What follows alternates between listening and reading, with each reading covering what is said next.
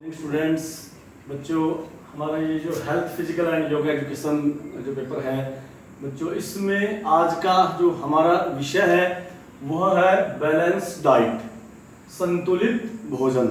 प्यारे बच्चों, बहुत ही ये महत्वपूर्ण विषय है परीक्षा की दृष्टि से भी और आपके दैनिक जीवन की दृष्टि से भी कि किस प्रकार जो है हम अपने शरीर को स्वस्थ रख सकते हैं भोजन के द्वारा, और भोजन हमारे शरीर में क्या क्या कार्य करता है और किस प्रकार का भोजन हमें खाना चाहिए।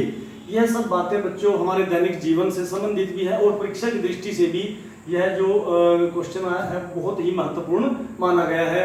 बैलेंस डाइट किसी भी प्रकार से परीक्षा में प्रश्न आ सकता है, but do you understand why balance diet, it's functions और इसके रिसोर्सेज, या किसी भी प्रकार से जो है एग्जामिनर इसमें क्वेश्चन आपको पूछ सकता है। तो सबसे पहले आप इसमें बताएंगे कि बैलेंस डाइट, संतुलित भोजन क्या होता है, किसे संतुलित भोजन कहते हैं बच्चों? वह भोजन जो गुण और मात्रा में समान हो तथा जिसमें आवश्यक जो शरीर के लिए पोषक तत्व जिनकी आवश्यकता होती है हमारी बॉडी को, वो जिसमें एक आवश्यक मात्रा में जिसमें सम्मिलित हो, ऐसा भोजन जो है वो बैलेंस डाइट या संतुलित भोजन कहलाता है।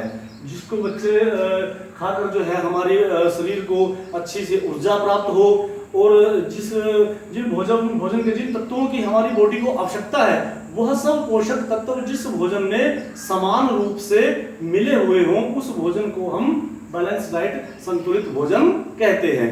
इसके बाद बच्चों बात आती है इसमें न्यूट्रियस डाइट्स। पोषक तत्व फिर क्या होते हैं, पोषण भोजन क्या होता है? Nutrition is a science of nourishing the body.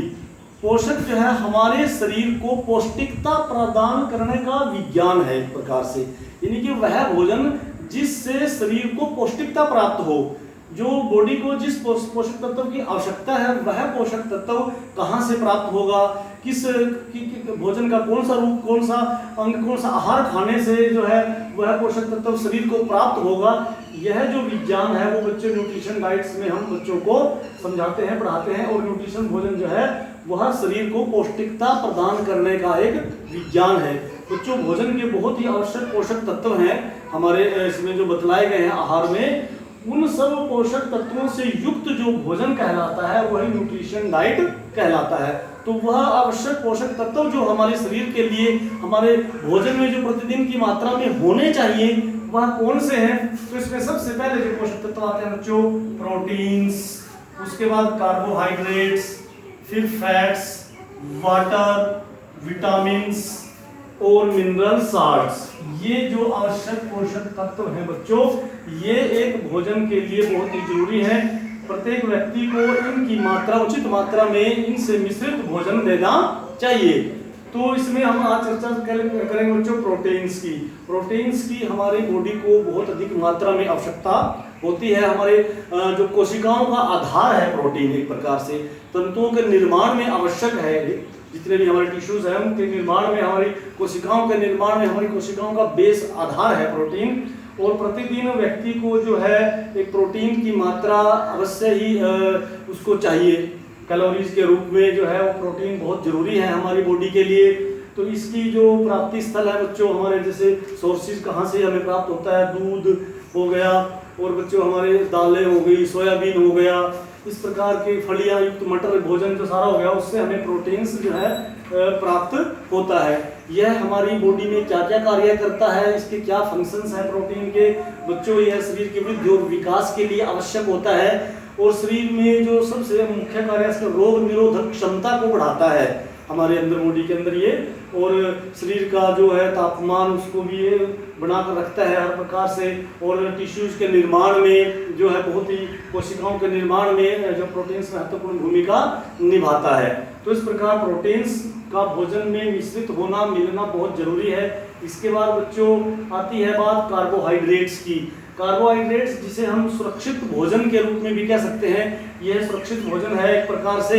शरीर को कार्बोहाइड्रेट्स की भी बहुत अधिक मात्रा में आवश्यकता हमारी बॉडी को होती है। यदि प्रोटीन से जितना हमें प्राप्त होता है उससे ज़्यादा कार्बोहाइड्रेट्स की हमारी बॉडी को बहुत अधिक आवश्यकता है। कार्बोहाइड्रेट्स हमें कहाँ से प्राप्त होता है? ये जितना बच्चों मीठे फल हो गए जिस प्रकार से, और शक्कर हो गई, गुड़ हो गया, किशमिश हो गई, शहद हो गया, इन सब से हमें जो है मीठे फल जितने भी केला वगैरह सारे जितने भी हैं बच्चों, उनसे हमें कार्बोहाइड्रेट्स की जो है भरपूर मात्रा में शरीर को प्राप्ति होती है। इससे शरीर की वृद्धि और विकास होता है, शरीर को बल मिलता है। भोजन को स्वादिष्ट बनाने में कार्बोहाइड्रेट्स बहुत महत्वपूर्ण भूमिका निभाता है। एक प्रकार से सुरक्षित भोजन है ये बॉडी का। अगर शरीर को कहीं पर ये स्टोर के रूप में भी हो जाता है बॉडी में, जब बॉडी को जरूरत होती है तो कार्बोहाइड्रेट्स से अपना जो है एक प्रकार से ये ऊर्जा के रूप में कार्य करता है हमारे शरीर में।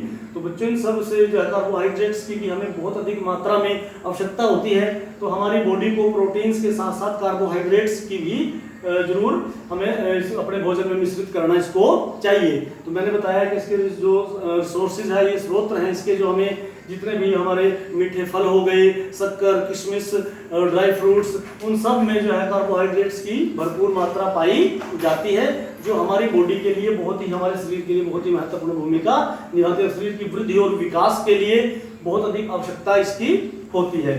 इसके बाद बच्चों बात आती है फिर फैट्स की, जिसे हम ईंधन भोजन के रूप में भी जानते हैं। फैट्स जो एक प्रकार से बॉडी का ये एक ईंधन के रूप में कार्य करता है हमारे शरीर में, और ये जो है रिस्टोर हो सकता है बॉडी में। तो ये भी हमें जो है इसके भी बहुत सारे रिसोर्सेज हैं बच्चों। ये हमें जो है हर प्रकार के, जैसे चावल, गेहूं, अनाज, इन सब के मिश्रित भोजन से युक्त जो है, और दही के रूप में हो गया, दूध के रूप में अंडा, और ये वेजिटेबल से तथा नॉन वेज से भी हमें फैट्स की प्राप्ति होती है। मछली हो गई, अंडा हो गया, मांस हो गया, उससे भी जो है हमें शरीर को फैट्स मिलते हैं। तो बच्चों ये जो होते हैं एक प्रकार से ये ईंधन के रूप में कार्य करते हैं बॉडी में, और ये ईंधन भोजन के रूप में इसको हम कह सकते हैं।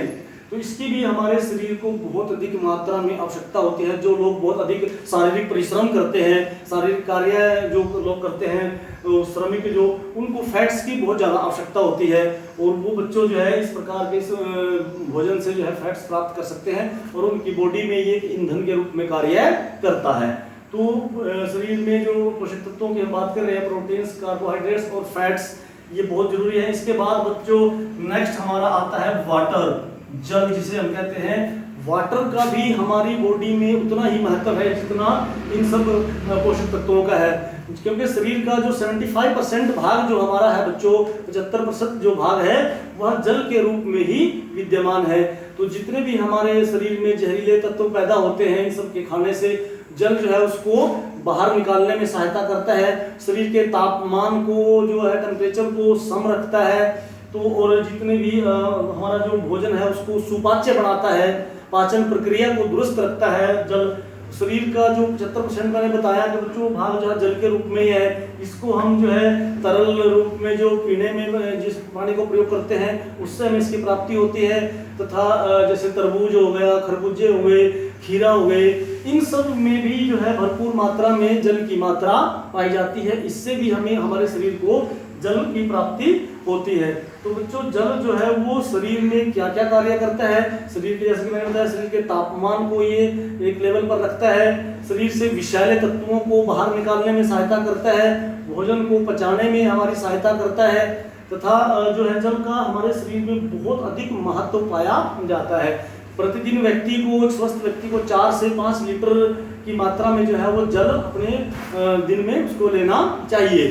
तो इस प्रकार बच्चों जो आज हमने इन 4 तत्वों की चर्चा की, नेक्स्ट की हम विटामिन्स और मिनरल्स की हम बच्चों कल की क्लास में चर्चा करेंगे। तो बच्चों आज हमने न्यूट्रिशन डाइट से बैलेंस डाइट इस विषय में जो हमने जो कंपोनेंट्स, जो तत्व हमने पढ़े हैं वो हमारा प्रोटीन्स, कार्बोहाइड्रेट्स, फैट्स और वाटर, इन 4 पर आज हमने विस्तार से चर्चा की है। नेक्स्ट कक्षा में बच्चों हम अगले इस पर चर्चा करेंगे। तो मैं आशा करता हूं कि यह जो विषय आज हमने बच्चों आपको बैलेंस डाइट के रूप में जो पढ़ाया है, यह मैंने आपको पहले कहा कि परीक्षा की दृष्टि से भी और हमारे दैनिक जीवन की दृष्टि से भी कि किस प्रकार हम अपने शरीर को स्वस्थ रख सकते हैं, रोगों से दूर रख सकते हैं, और अपनी जो रोग निरोधक क्षमता है उनको किस प्रकार हम बढ़ा सकते हैं, उसके बारे में बच्चों आज हमने जानकारी प्राप्त की। तो मैं आशा करता हूं कि यह विषय आज आपने जरूर अवश्य ही आत्मसात किया होगा, और आपके ये दैनिक जीवन में तथा परीक्षा की दृष्टि से दोनों प्रकार से ही यह विषय आपके लिए उपयोगी है। धन्यवाद।